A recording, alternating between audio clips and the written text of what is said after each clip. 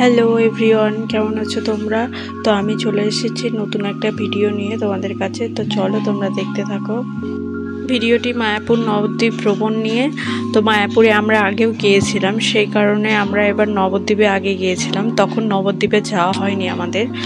তো সেই জন্য এবার ভেবেছি আগে নবদ্বীপেই ঘুরবো, তো তারপরে মায়াপুরে আসবো। তো মায়াপুর থেকে বেরিয়ে গেলাম এই যে নবদ্বীপের উদ্দেশ্যে। তো চলে এসেছি ফাইনালি। তো ফার্স্টেই চলে গেছিলাম এই মন্দিরে, পোড়ামাতলা মন্দিরে চলে গেছিলাম ফার্স্টে।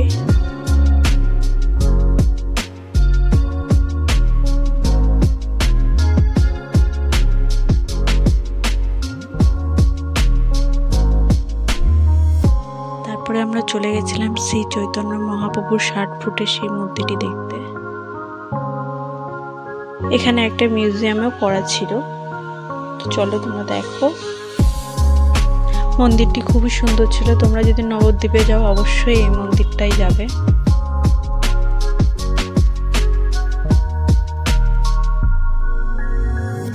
এই পুকুরটির মধ্যে অনেক রঙের মাছ ছিল, লাল, সাদা, কমলা। তো আমরা সেটাই দেখছিলাম অনেকক্ষণ ধরে দাঁড়িয়ে থেকে। এই যে আমরা মিউজিয়ামে ঢুকে গেছি।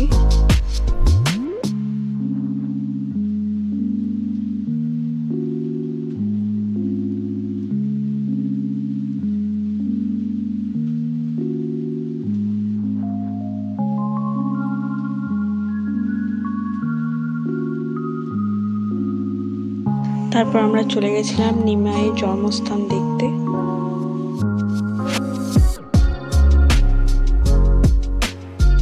তারপর গেছিলাম সোনার গৌরাঙ্গ দেখতে। এই মন্দিরটার নাম আমি ভুলে গেছি, যদি তোমাদের কারো জানা থাকে তো অবশ্যই কমেন্ট বক্সে জানিও।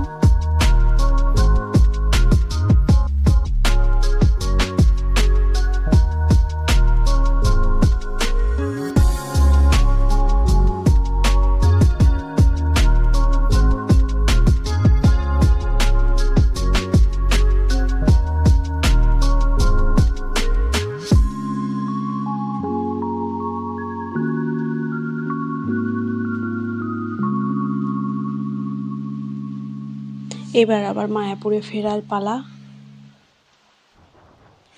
অনেকটা বেলা হয়ে গেছিল, তো সেই জন্য আমরা খেয়ে দিয়ে একটু রেস্ট করছিলাম। তো তারপরে এই যে সন্ধেবেলা আবার মায়াপুরে মন্দিরে, ইস্কন মন্দিরে আমরা যাচ্ছিলাম সবাই।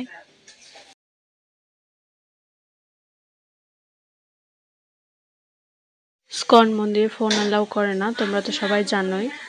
সন্ধ্যা আরতি দেখে মন একদম শান্তি হয়ে যায়। তো এখানে এই মন্দিরে আসলেই আলাদাই একটা শান্তি মনে।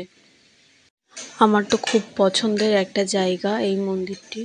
এখানে যতবারই আসি মন একদম শান্তি হয়ে যায়, খুবই ভালো লাগে।